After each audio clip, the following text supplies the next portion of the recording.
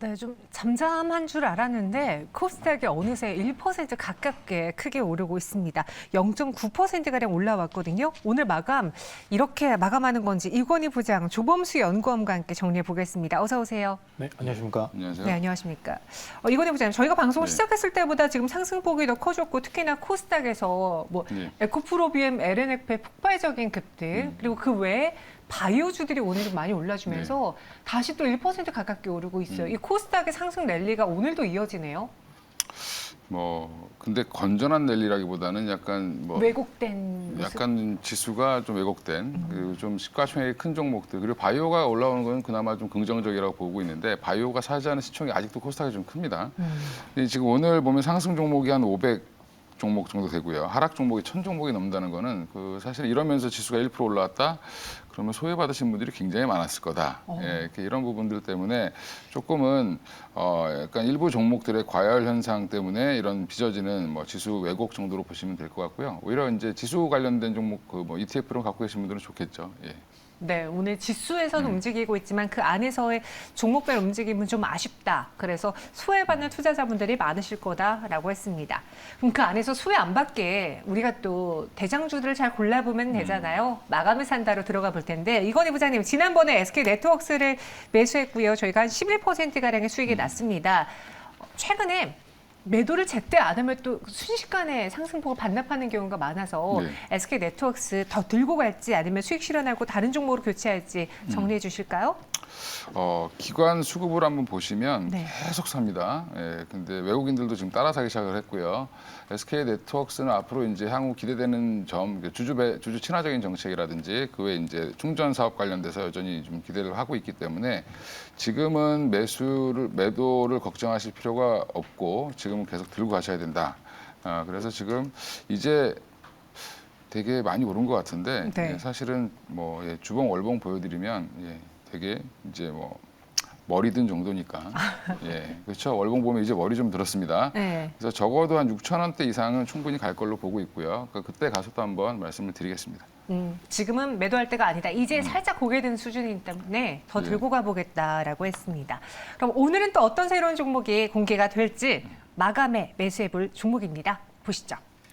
풍산과 엠로 두 글자로 딱 맞춰졌는데 풍산이면은 구리였나요? 구리보다는 아마 방산 쪽으로 많이 보시는 게 좋을 겁니다. 방산으로요? 네. 아무래도 구리 측면으로만 보기에는 이제 원달러 환율적인 흐름도 있기 때문에 근데 환율적으로 방산이 많이 최근에 방산이 좀 됩니다. 실망스러웠잖아요. 윤석열 그런 대통령이 부분도 폴란드 있죠. 방문에 뭐가 없어가지고요. 뭐가 없다는 부분 때문에 오히려 조정을 받는다면 좋은 저렴한 매수 기회라고 생각을 저는 합니다. 기존에 이제 계속해서 주목했던 섹터들이 결국에 정부 정책적으로 미는 섹터가 어디 있느냐, 이것이 가장 중요한 포인트일 것 같은데요. 계속 이제 해외 수출권으로 이제 펼쳐 나가고 있는 구간이 방산과 그리고 원전 섹터라고 좀 생각을 합니다. 그 중에서 이제 풍산 같은 경우는 물론 구리 가격에 대한 변동성까지 이제 찾아오기 때문에 생각보다 변동성이 높다라고 생각할 수 있지만 최근에 원달러 환율에 대한 변화로 최대한으로 이제 상세한 모습까지 보여주고 있습니다. 이제 추가적으로 정부에서 폴란드와 이제 90억 달러 무기 수출 계획이 또 추가적으로 이야기가 나온 만큼 풍산 같은 경우에는 탄약 관련주죠. 탄약 관련주다 보니까 이쪽으로 또 추가적인 수혜가 기대되는 부분도 있고 최근에 지금 시장에서는 크게 주목하지 않는 부분이 있습니다. 어제 18일 기준으로 이제 NCG 통해 가지고 우리나라에 핵 잠수함이 들어왔습니다. 네, 핵 잠수함이 들어왔던 부분 때문에라도 오늘 아침에 또 이제 북한 측에서 미사일을 발사하는 그런 흐름이 좀 나온 모습이 있는데요. 지금 일단 시장에서는 큰 재료로 그렇게 잡고 있지는 않습니다. 다만 지금 이제 오늘 그 부분 영향 때문에라도 중국과 러시아가 이제 반 나토 이 연합적으로 이제 다시 추가적으로 동해에서 연합훈련을 개시하다시피 약간 다시나마 이제 방산주가 흐름을 보이려면 또 이런 악재적인 흐름 쪽도 우리가 한 번 정도는 더 생각을 해볼 필요성이 있기 때문에 충분하게 조정을 보였다 생각해서 오늘 풍산을 좀 가져왔고요. 다만 조금 정도 더 이제 지수 영향 때문에라도 하락할 여지가 좀 남아 있으니까 매수가는 좀 아래로 제시를 해드리겠습니다. 매수가는 38,500원 제시해드리고요. 목표가 43,000원. 손절가는 36,000원 제시해드리겠습니다. 그럼 오늘 종가 매수보다는 조금 더 밀렸을 때 매수해야 되겠네요. 한 번 정도 더 빠지면은 이쁠 것 같습니다. 알겠습니다. 풍산, 구리보다는 나는 방산으로 본다. 그리고 방산이 최근 뉴스가 없어서 실망 매도 물량이 나왔다면 매수 기회로 본다. 목표 주가 43,000원, 손절가 36,000원 제시했습니다. 이원희 부장님은 엠로를 갖고 오셨는데 처음 들고 온 종목 아니십니까? 네, 처음 들고 왔습니다. 어떤 회사죠? 그동안 SK네트워크스 같이 너무 무거운 종목을 말씀드려가지고 네. 네, 좀 너무 가벼운 걸로 갖고 좀 오셨나요? 완행 열차여가지고 예, 지금 조금 좀 급행 열차가 될 수 있는 걸 갖고 와봤는데 엠노라는 종목이 최근에 이제 급등을 했습니다. 사실 5만 원대에서 사실 9만 원대까지 급등을 했는데 이런 종목을 왜 갖고 나왔냐 이제 말씀을 이제 드리려고 하는데 이 회사가 이제 삼성 SDS랑 오나인 솔루션즈라는 이제 회사랑 같이 공동으로 이제 통합 공급망 관리 플랫폼을 이제 한마디로 출시를 이제 올해 말에 런칭을 하는데 그동안 이제 개발을 했던 거죠. 이 회사가 각각 잘하는 거를 지금 서로 엮어서 하나의 플랫폼을 만들었다는 게 가장 중요하고요. 공급망이 그렇게 간단한 게 아니라 처음에 이제 초기 단계는 오나인 솔루션이 굉장히 잘하고요. 두 번째 단계는 사실은 이 엠노라는 회사가 굉장히 잘하고 그다음에 마지막 단계는 삼성 SDS가 잘합니다. 최근에 삼성 SDS가 갑자기 또 급등하는 모습도 보였는데 이런 부분들은 이제 향후에 기대감이 좀 되고 있다라고 보시면 될 것 같고요. 올해 말에 런칭을 하게 되면 24년부터는 매출 성장 및 이익이 급격하게 개선될 걸로 예상을 하고 있고 지금 국내 이제 B2B 소프트웨어 업체 이제 여기는 이제 중간에 이제 공급망 관련돼서 소프트웨어로 관리를 해주는 역할을 하는 게 엠노인데 네. 이런 소프트웨어 업체들이 보면 대부분 B2B로 하는데 국내 업체들 위주로 하고 있죠. 근데 이제 이 회사는 처음으로 이제 해외에 진출할 가능성이 높은 기업이 됐고요. 거기에 이제 이 사스 플랫폼이 붙으면서 이게 혼자 운영하는 게 아니라 삼성 SDS랑 같이 한다는 부분, 오나인 솔루션즈랑 같이 한다는 부분이 부각되면서 지금 최근에 급등하고 있는 모습인데 저는 이게 지금 리포트 내용을 보면 최근에 나온 이제 유진투자증권에서 공격적인 리포트가 나왔는데 목표가가 15만 3천 원으로 나왔습니다. 네, 그만큼 이제 이 엄청난 회사의 공격적인데요? 예, 이 회사의 이제 성장성을 좀 높이 평가하고 있다라고 생각하시면 될 것 같고요. 그래서 저도 목표가는 그분보다 3천 원 싸게 해서 15만 원으로 말씀드리고 네. 예, 손절가는 6만 원으로 말씀드리겠습니다. 공격적이긴 한데 그래도 공격적인 목표 주가보다는 3,000원 좀 싸네요. 15만 원 제시했고요. 손절 가격까지 체크해 보시길 바라겠습니다. 동시효과 분위기 볼까요? 코스피도 상승 전환에 성공을 했고 코스닥은 1% 가깝게 올라주고 있습니다. 앞서 짚어봤다시피 지수에서는 상승이 나오고 있는데 그렇게 건전한 많은 종목들이 오르는 상승장은 아니다라는 걸 봤어요. 그럼 그 안에서 어떤 특징주가 있을지요? 첫 번째 텔레칩스부터 보겠습니다. 현재 10% 상승 마감 준비하고 있고요. 오전장에 그 삼성전자의 테슬라 칩 생산 임박 소식에 훅 튀어오르기도 했었어요. 이 텔레칩스 더 오를 수 있을지 조범수 연구원 어떻게 보십니까? 좀 이 텔레칩스도 일단 뉴스권으로 상승을 좀 꾀한 부분 때문에 오늘 시장 영향을 완전히 피하지는 좀 못한 모습입니다. 다만 이 텔레칩스 같은 경우에는 잠깐 한 발자국 좀 물러서셔가지고 좀 일정적으로 저는 접근하셨으면 좋겠는데요. 네. 오늘 아마 좀 이제 상승이 좀 제한적인 이유 같은 경우 오늘 이제 미국장 끝나고 테슬라의 또 실적 발표가 있습니다. 실적 발표를 확인하고 추가 상승 여부를 이제 더 모색해봐도 늦지는 않기 때문에 안정적으로 조금 대응하자는 의미에서 좀 X를 좀 전달드렸습니다.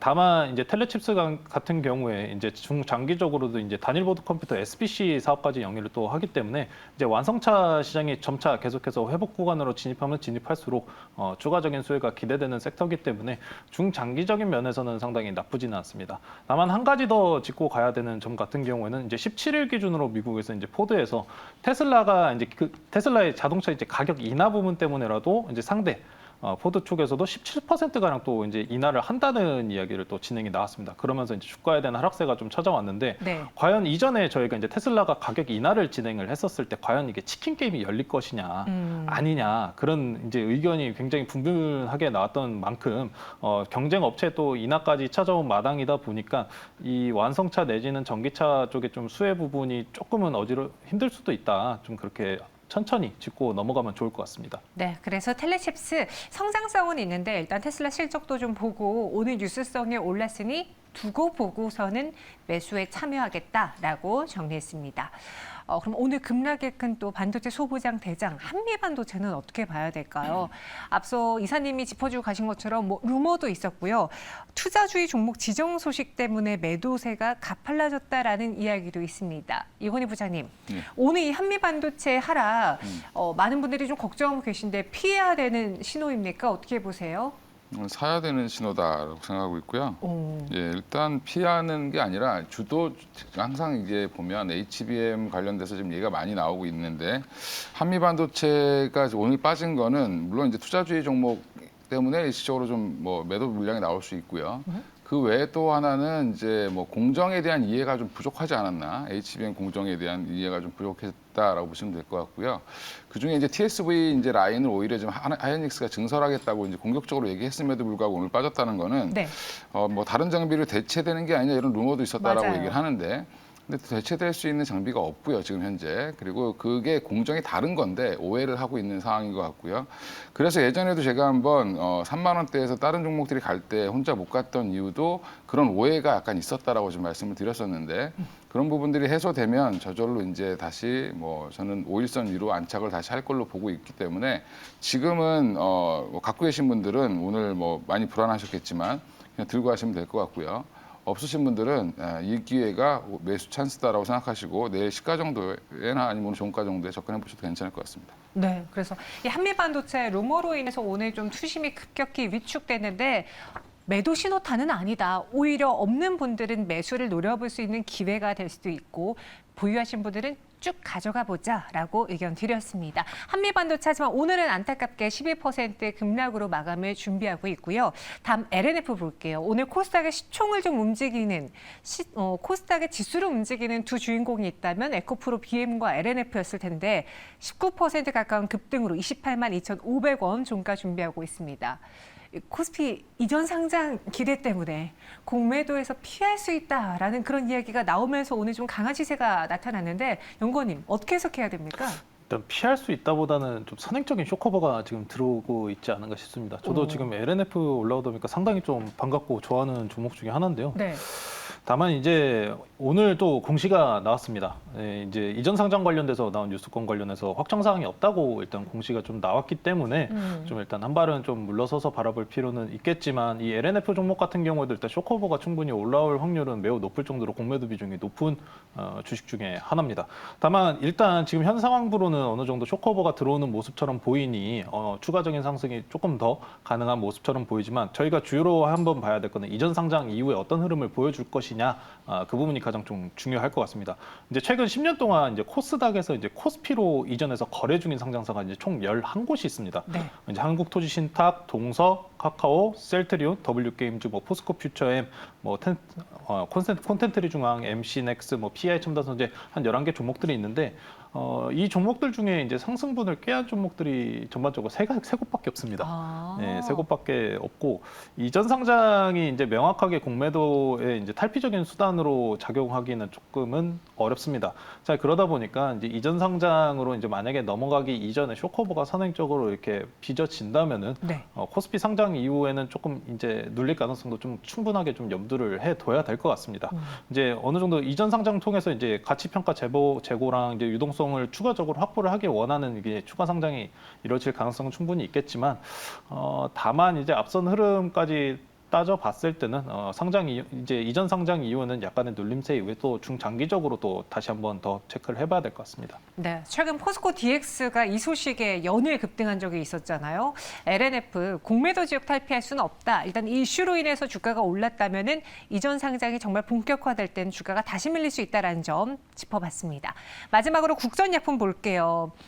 오늘 몇몇 제약바이오주들이 크게 올랐는데 국전약품도 장중에 거래 제한폭까지 갔고요. 현재는 21.83% 상승 마감 준비하고 있습니다. 미국 FDA 폐암치료 승인 소식이 나왔는데 이건희 부장님, 우리 국전약품 조금 더 공부해봐야 되는 타이밍인가요? 어떻게 보세요? 일단 뭐 공부는 바이오 종목은 공부를 좀 깊게 하셔야 되는데 네. 일단은 뭐 이 치료제 관련돼서 승인이 났다라는 그 뉴스는 사실 뭐 오늘은 한번 매도를 해야 되는 상황이 원래 맞습니다. 근데 국전약품 보면 워낙 그동안 이제 좀 많이 쉬다가 올라오는 종목이고 그리고 오늘 거래량이 의미 있게 터졌다라는 부분에서는 내일 뭐 모레까지도 뭐 추세를 좀 이어갈 가능성도 높다라고 보고 있습니다. 그래서 이 거래량은 의미 있는 거래량이다라고 생각하고 있고 그러면 국전약품 당분간은 조금 지켜보셔도 괜찮다라고 생각하고 있습니다. 국전약품 오늘 주가 조정이 끝났다라고 봐도 되지 않겠느냐. 거래량도 좀 눈에 띄고요. 그래서 오를 받았습니다. 동시호가 분위기 마지막으로 볼게요. 오늘 코스피에서는 기관, 외국인 같이 매도하고 있는데 코스닥 시장에서 그래도 기관 투자자들의 매수가 들어오고 있습니다. 지수는 1% 넘게 오르고 있고 이 기관 투자자들이 무엇을 사는가 하고 봤더니 최근에 많은 분들이 좀 매수했던 2차 전지 관련주들 그리고 반도체 소부장주들 위주로 사들이고 있고요. 923.77포인트까지 코스닥의 랠리가 이어졌습니다. 지금까지 마감 동시효과 함께하셨습니다.